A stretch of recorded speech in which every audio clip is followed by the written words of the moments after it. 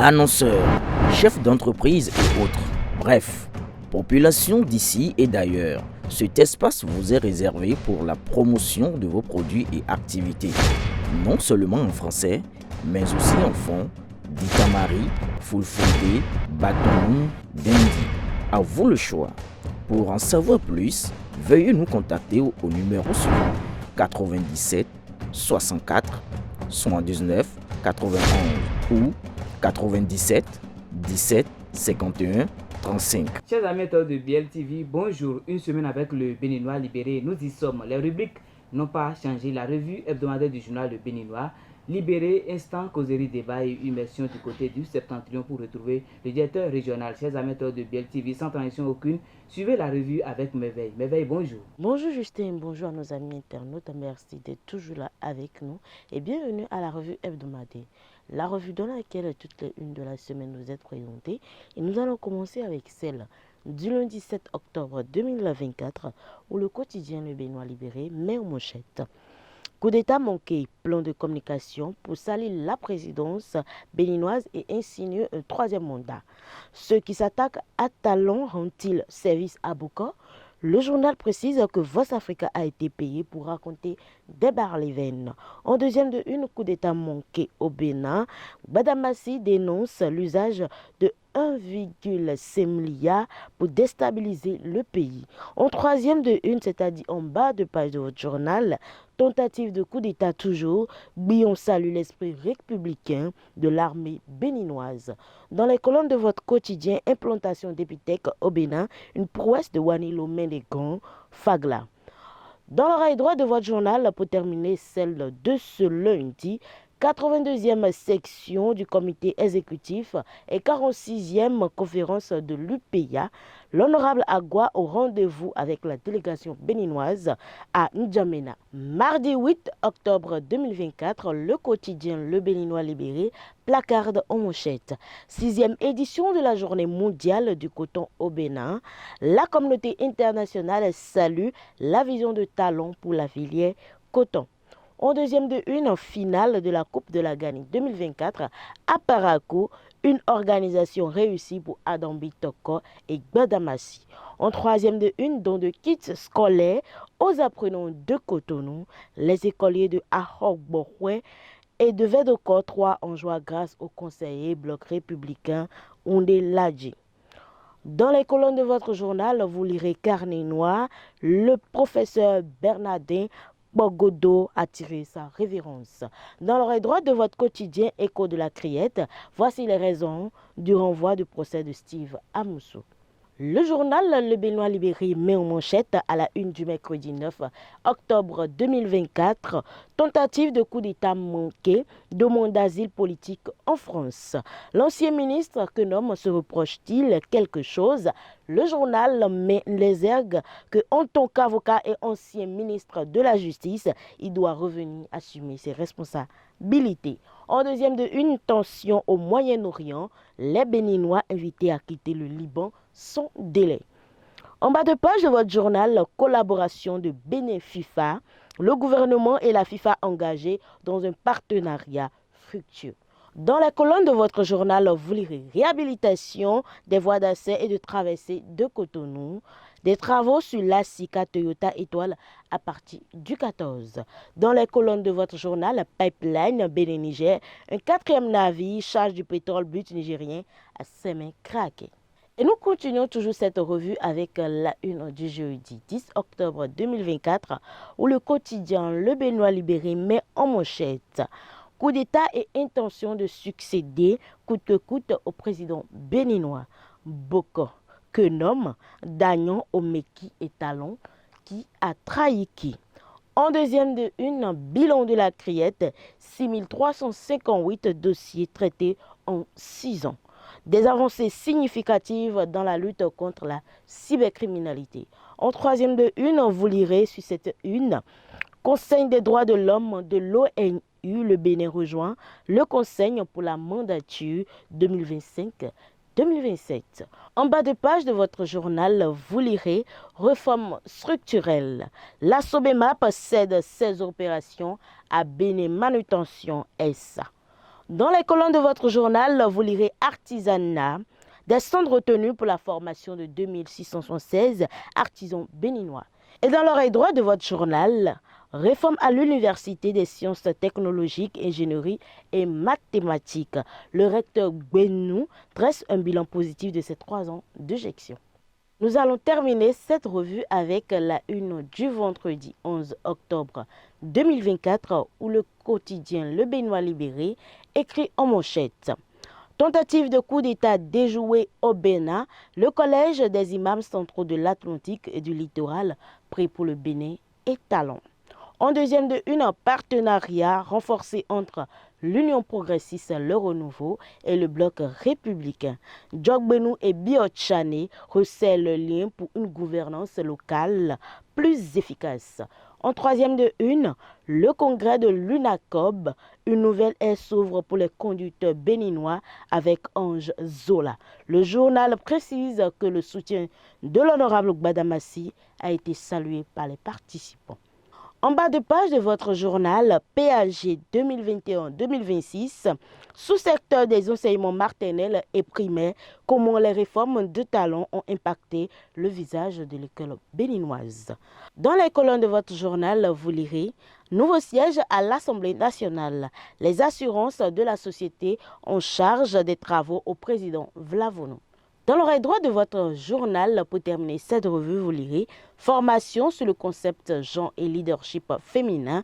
L'AMF renforce les capacités de ses adhérentes pour devenir des leaders et relever les défis futurs. C'est tout pour cette revue hebdomadaire. Merci de nous avoir suivis. Portez-vous bien et à bientôt. À toi l'antenne Juste.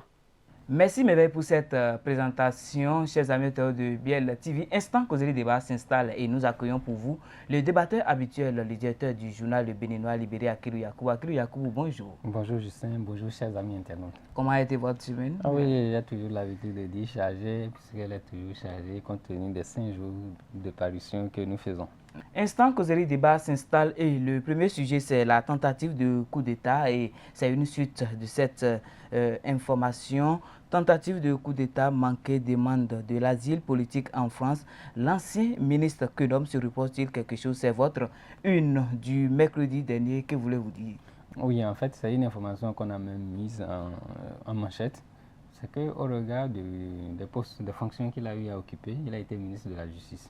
Et en dehors du fait qu'il était ministre de la Justice, c'est un avocat. Donc c'est un avocat qui connaît le droit. Et compte tenu de cette affaire, il doit déjà connaître les rouages de cette affaire-là. Maintenant, vu qu'il est un proche de ceux qui ont été interpellés, et sans vous oublier aussi du président Patrice Talon, c'est vrai que ce sont ses proches qui ont voulu lui faire ce coup-là, selon les informations qu'on a eues du côté de la Criette. Donc, au regard de ces informations-là, il a eu un courrier d'interpellation, de convocation à la maison. C'est vrai qu'il n'était pas au pays, comme toujours. Donc, après ce courrier-là qui lui a été envoyé et que sa fille aurait déchargé, il n'y a pas eu de réponse. Donc, il est actuellement en France. Et il s'apprête à demander l'asile politique. Donc, on s'est dit, parce qu'il a été ministre de la Justice, connaissant le droit, il devait, s'il ne se reproche pas quelque chose, revenir au pays pour se défendre. Parce que la meilleure manière de se défendre, c'est de faire confiance à sa justice. Et je pense que lui-même, en tant que ministre de la Justice d'alors, il disait cela aux opposants ou bien à ceux qui avaient maillé partie avec la justice. Si vous faites confiance à la justice de votre pays, et venez vous défendre. Donc voilà, c'est tous ces arguments-là qui nous ont poussé à nous dire, si au regard du courrier qui lui a été adressé, au regard de l'interpellation à travers le courrier qui lui a été déposé à la maison, s'il n'a pas daigné répondre, ça veut dire qu'il y a un souci, il doit se reprocher quelque chose. Peut-être qu'il sait que s'il descend, certainement, ça serait derrière les barreaux ou bien quelque part quand même où il ne pourra plus jouir de sa liberté. Donc, voilà un peu. Est-ce que c'est relatif à cette tentative de coup d'État? Oui, mais au niveau de l'article, c'est toujours dans la même dynamique. Hein. Donc, parce que ce ne sont pas seulement ces 2 personnes-là qui seront interpellées dans cette affaire, parce qu'il y a eu des connivences, il y a eu des attaches. Donc, un coup d'État, ça ne profite pas seulement à une seule personne. Il y a souvent des satellites, il y a des gens qui sont tout autour, qui vous poussent et autres. Mais on le saura aussi au fil des audiences qui se dérouleront par rapport à cette affaire-là. Mais lui, déjà, il a déjà ce souci-là. Je me rappelle même, il y a l'ancien ministre de la Justice, comme lui, Dianotin, qui disait que oui, que c'est lui qui l'invitait quand même à venir se défendre. Aujourd'hui, il est dans son cas et que, bon, il ne peut pas demander l'asile politique. Il doit faire confiance à la justice de son pays en venant affronter cette justice-là pour dire, voilà, moi je ne me reproche rien. Voilà, qu'est-ce que vous avez à me reprocher? Et il va sortir ses arguments. S'il est clean, voilà, libre à lui d'être bon, libre à la justice de le lâcher. Maintenant, s'il y a des soupçons, il devra faire face à cette justice-là. Et c'est la criette qui juge cette affaire-là. Donc on verra bien ce que cela va donner. Il est même, je vais dire, l'un des pères fondateurs de la criette. Hein? Oui, c'est l'un des pères fondateurs de la criette qui vient de faire sa rentrée judiciaire et a eu à balancer un certain nombre de dossiers qu'ils ont eu à juger en 3 ans d'exercice, soit plus de 6 000, donc plus de 1 500 du côté de tout ce qui concerne la cybercriminalité. D'accord, vous avez un dernier mot sur ce sujet? Oui, bon, en fait, de toute façon, par rapport toujours à cette affaire-là, c'est vrai que les gens sont tous présumés innocents, présumés coupables, même que l'homme dont on a interpellé au niveau de notre article. C'est de voir qu'est-ce que cela va nous donner par la suite. Pour le moment, nous ne le savons pas parce que après tous les interpellés qui ont été écoutés, on n'a pas encore eu une date où l'audience va commencer en bonne et due forme afin que tout un chacun de ceux qui sont derrière les barreaux aujourd'hui, de ceux qui se reprocheraient quelque chose et qui sont loin du pays, oui, parce qu'il y a des gens qui sont déjà loin, il faut prendre la tangente, on ne sait pas où est-ce que cela irait. Donc ils auront quand même à se défendre. Il y aura des gens qui seront interpellés, des gens qui viendront témoigner en tant que complices ou bien en tant que témoins. Donc libre à la justice de voir ce qu'il y a lieu de faire au niveau de cette affaire. Mais je pense que l'affaire ne fait que commencer. Donc on a encore du temps pour débattre des différents pans de cette actualité-là qui retient l'attention du côté du Bénin. Tentative de coup d'État, il nous faut un peu de temps encore, puisqu'on ne connaît pas encore la date de l'audience, je vais dire, du procès. Donc, attendons quelques temps pour en savoir plus. Direction du côté du Septentrion pour retrouver Anouk Moudi. Anouk Moudi, bonjour. Quelles sont les actualités du côté du Septentrion? Bonjour Justin, bonjour Akilou, bonjour chers amis téléspectateurs. Heureux de vous retrouver à nouveau sur notre émission. Alors, on dit souvent, c'est votre capacité à sortir des situations les plus difficiles qui fait de vous un homme. Et je crois que si c'est un adage ou si c'est une citation, peut être transférée sur un État. Et je dirais donc, c'est la capacité de notre État à sortir des situations les plus difficiles qui fera de nous un État fort. Si vous vous souvenez, depuis un petit bout de temps, notre pays traverse un certain nombre de situations. Il y a eu un coup d'État au Niger qui a entraîné la fermeture de la frontière, qui a causé, une tension entre le Niger et le Bénin. Et tout ça est en phase d'être résolu, mais c'est toujours en cours. Et voilà, l'affaire du coup d'État manqué également tombée dedans. C'est en fait un appel à tout citoyen béninois à la résilience. Cette capacité qu'un homme a de se relever malgré qu'il soit tombé dans une situation difficile. Donc j'appelle tous les Béninois à la résilience. Parce que c'est dans cette résilience-là que nous allons monter notre capacité à dominer, à dépasser tout ce qui nous fera du tort. Je pense que tous les Béninois, autant que nous sommes, prient pour que le Bénin aille mieux, pour que chaque citoyen se porte mieux, pour que chaque citoyen mange à sa faim. Et donc, dans cette dynamique-là, chacun se bat pour que le pays aille mieux. Et c'est pourquoi nous devons ensemble, comme un seul homme, se lever, soutenir le pays, de telle sorte que nous puissions traverser ces moments difficiles et en sortir. Donc c'est un appel que Parakou lance au Bénin entier pour que cette situation ne puisse pas nous assombrir, mais qu'elle nous donne plutôt la force de la traverser. Car cela fera de nous un peuple fort, un peuple puissant, un peuple résilient. Si nous sombrons en ce moment, nous n'aurions pas été résilients, nous n'aurions pas été forts, nous aurions été faibles. On dit, quand vous tombez, ne regardez pas là où vous êtes tombé. Regardez plutôt là où vous avez fauché le pied. Et je crois que quand on sait que c'est là qu'on a fauché le pied, on fait tout pour ne plus faucher le pied là, pour dépasser cet obstacle-là, ou carrément l'enlever, ou la contourner. Donc c'est un appel que Parakou, après cette situation, je vous l'avais dit, toute Parakou était consternée lors de cette situation de coup d'État, et personne n'a voulu placer un mot parce que c'était difficile à concevoir qu'après plusieurs années de démocratie, que nous puissions encore en arriver à ce niveau-là. Mais je crois que nous avons dépassé cela et nous allons franchir cet obstacle-là et être forts. Donc, Parakou lance un appel à tout le Bénin pour que nous ne puissions plus tomber dans ces travers, afin que le pays soit fort et que nous puissions réussir le développement entamé depuis des années par tous les présidents qui ont successivement occupé ce poste-là. Chacun à son niveau a fait ce qu'il peut.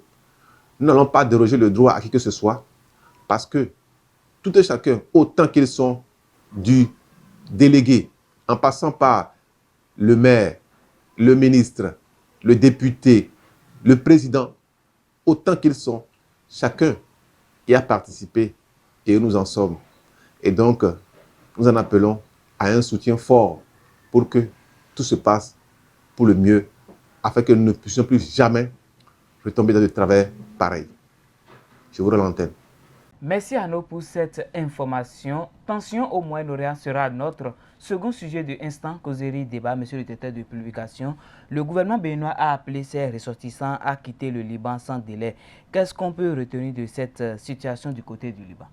Bon, il faut dire que c'est de la désolation, parce que tout âme ne peut voir ce qui se passe là-bas et être insensible. C'est vrai qu'aujourd'hui, les Occidentaux sont insensibles, je dirais. Parce que quand on voit ce qui s'est passé en une année, du côté de la Palestine, soit plus de 42 000 morts pour presque 200 morts du côté d'Israël, c'est de la désolation et on ne peut pas permettre que cette situation puisse perdurer. C'est vrai qu'aujourd'hui, quand vous critiquez Israël, les gens se lient contre vous. Vous subissez des menaces. Pas plus tard qu'il y a quelques jours, Israël déclarait le secrétaire général de l'ONU persona non grata parce qu'il a eu à dire la vérité. Donc, et c'est pour ça, en fait, il faudra aussi soutenir cette mesure-là, cette décision de l'Afrique du Sud qui a voulu que l'on puisse juger Israël pour des crimes contre l'humanité. Parce que pour un peuple qui a eu à subir ce que Hitler leur a enduré, ce peuple-là ne peut plus faire subir de tels actes, de telles inhumités, comment je vais dire, comment on appelle cette affaire-là? Animosité, je dirais, non.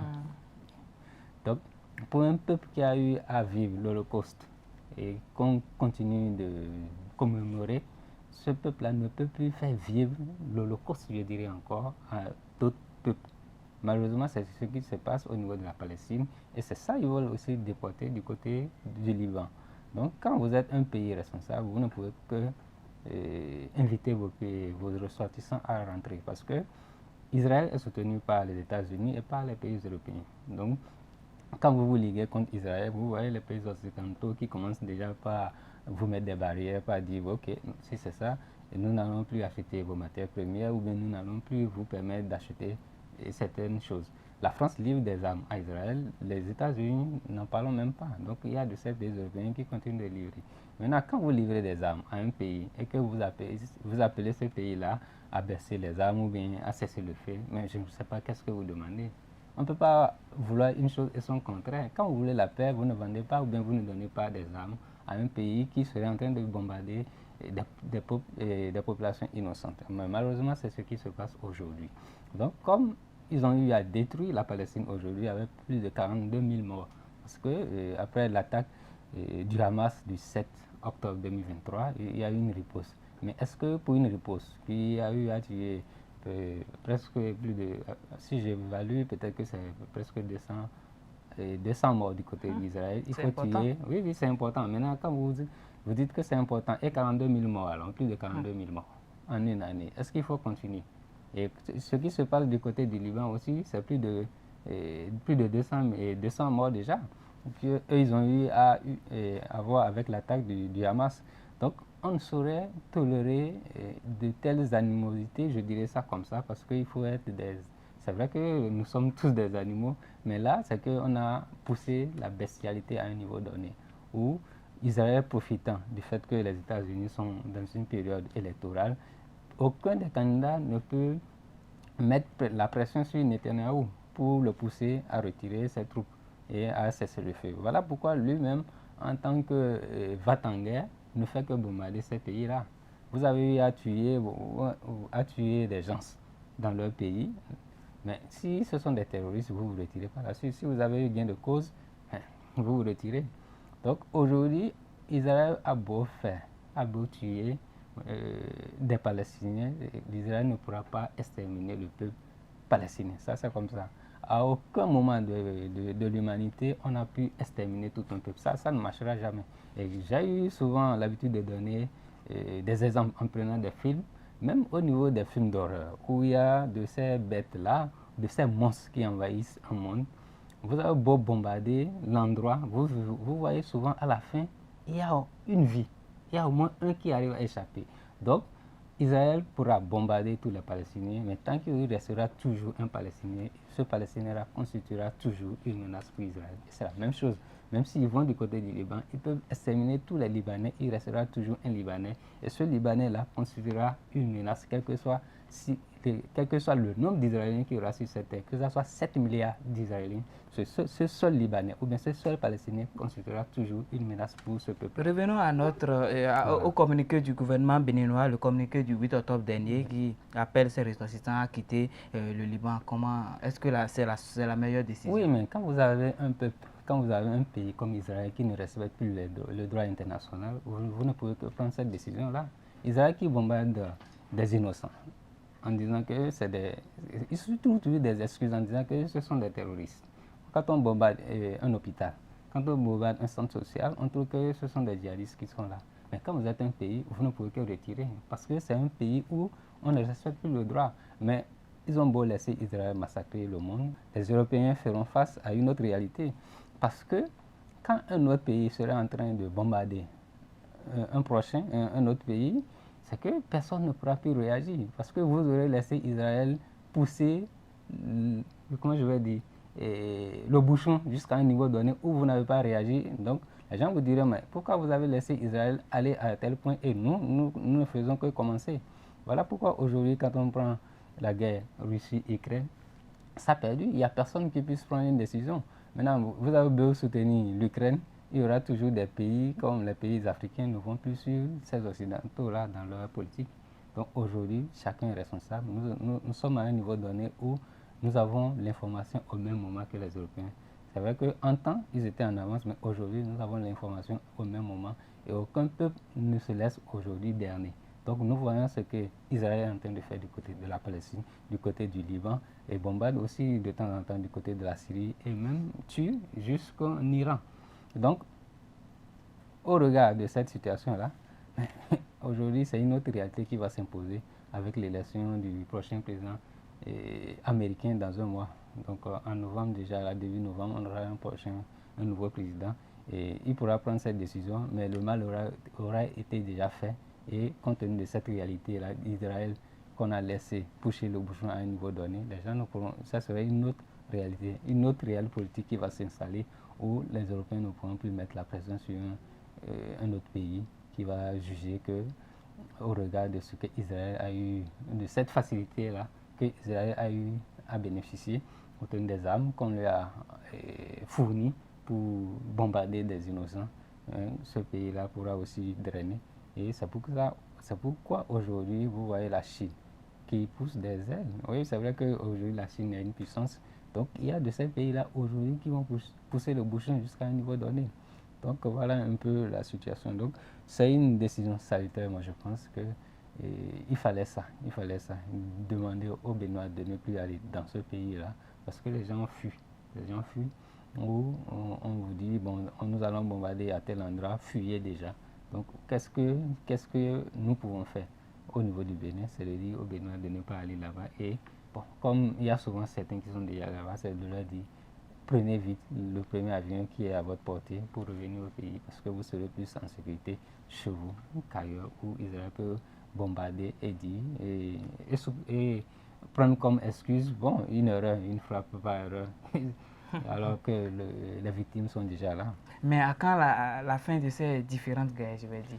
Oui, il n'y aura pas... Bon, en fait, la guerre, quand vous prenez l'histoire des États-Unis, les États-Unis n'ont jamais gagné une guerre. Vous pouvez fouiller.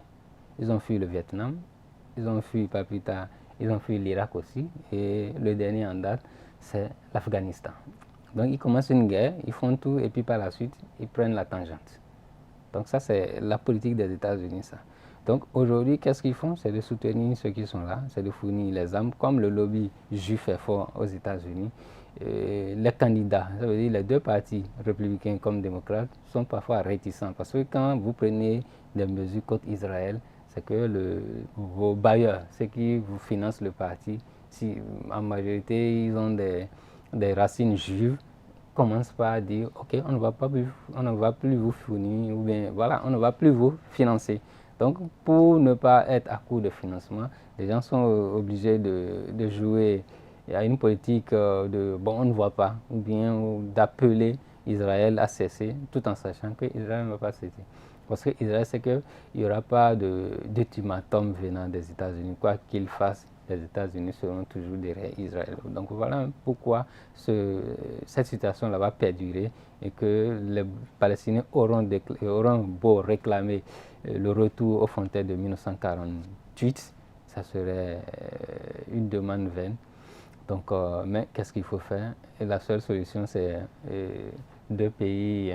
C'est une politique de deux pays qu'on permette à la Palestine d'exister, quel que soit le lopin des terres qu'on donnera. Ça, ce sont les négociations qui détermineront cette réalité-là, parce qu'il serait difficile que la Palestine puisse récupérer ses frontières de 1948. Donc voilà un peu, c'est la politique de deux États. Et c'est ça que Israël ne veut pas, en croyant pouvoir envahir ou bien coloniser la Palestine tout entière. Que la paix domine dans nos différents continents. Ça serait difficile du côté du Proche-Orient parce que c'est comme une gâchette, comme on prend du côté de Mogadiscio, de la Somalie. Souvent. Vivement, nous on doit souhaiter la paix parce qu'il nous faut ça dans notre monde. Oui, il faut souhaiter, mais il faut aussi être réaliste.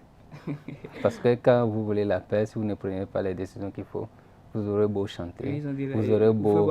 Voilà, donc il faut des actes réellement qui poussent à cette paix-là. Sinon, ce n'est pas... Voilà, comme vous l'avez dit, Oufoué l'a dit, ce n'est pas les mots, ce sont les actes. Merci, monsieur le directeur de publication. Que les Béninois puissent revenir au pays au risque de ne pas être confrontés à ces différentes guerres. Chers amateurs de BLTV, nous sommes à la fin de notre émission. Merci de votre fidélité. D'ici à là, portez-vous bien.